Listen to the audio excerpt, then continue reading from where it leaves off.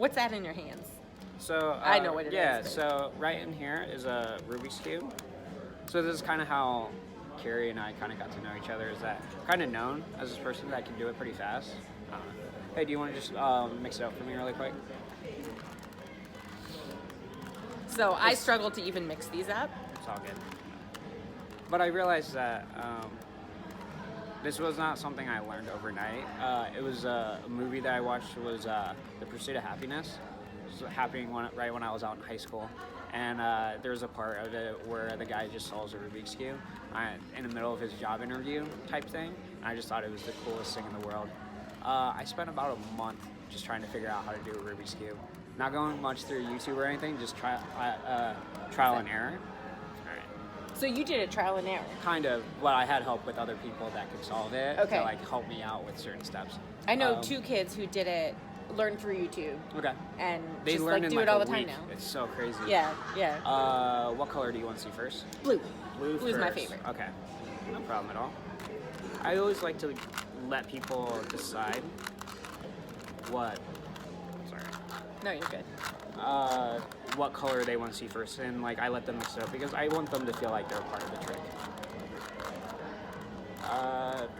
But she asked for blue, and here's your blue right here. Did you notice he was doing that while he was talking to me? It's just a normal thing. I sometimes forget that it looks really cool. It does look. I mean, I've never been able to solve a Rubik's Cube. Not a single time. There's a rapper named Logic that can actually freestyle as he does this, and that's, to me, is unbelievable.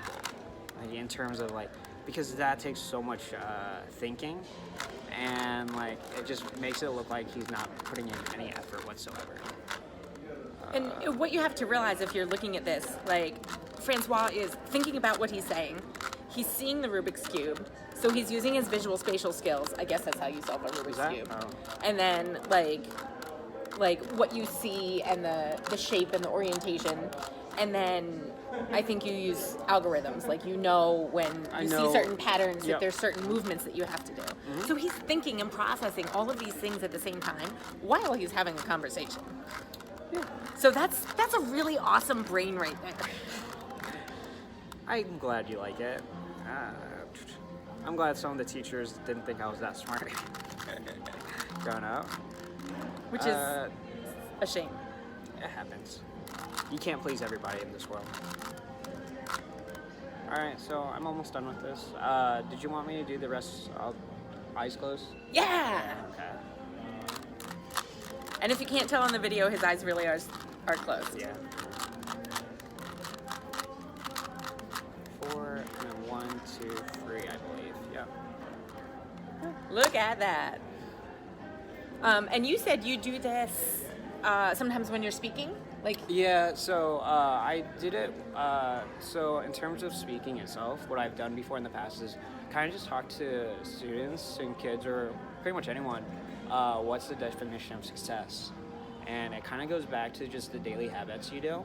And it's kind of funny how this whole thing happened with that. Is I was just doing that speech, and I saw this kid with the Rubik's Cube in front of him, and I told him like, oh, hey, I can do that and like no one believed me. And so as I was doing my speech, I was doing it in front of everybody. And at the time, did you know you could I knew I could remotely do it at Yeah.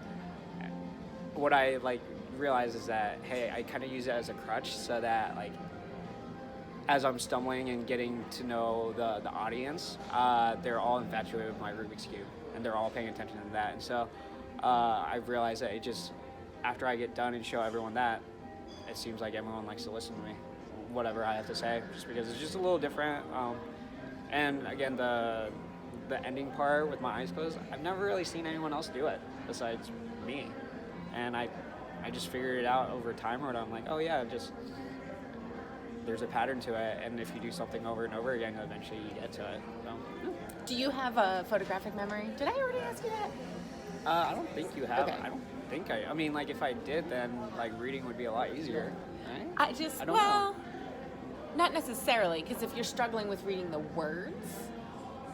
But But I'm wondering with this, like, how you could do it with your eyes closed. You saw Oh, I'm just Where counting. From once it gets to a point, I just know that like it takes 4 twists, 2 Okay. twists. Like so, like when I tell you, hey, do you want to see me do the rest with my eyes closed or behind my back? I'm actually looking at the cube too and just counting like, okay, 4, 2, 2, and 4. So at that point, you already have the plan, or you're formulating the plan. Well, and I just to do tie it all together, and so it seems seamless, but I'm still actually problem solving at the moment that I'm. But like, I want that person to feel like they're part of the trick, Sure. and so like, it seems instantaneous, but it's not. It's just a lot of it is kind of a trick to Right. like. It's a show, of course, but like I think it's a really neat trick that I've never seen anyone else do it. Yeah. Did you get that? He's problem solving while he's talking to you. The kid who, had a hard time reading But in I school. mean, realize that kids that have problems communicating or just learning how to do. If you put that mindset of you set a question and you try and problem solve it in that moment.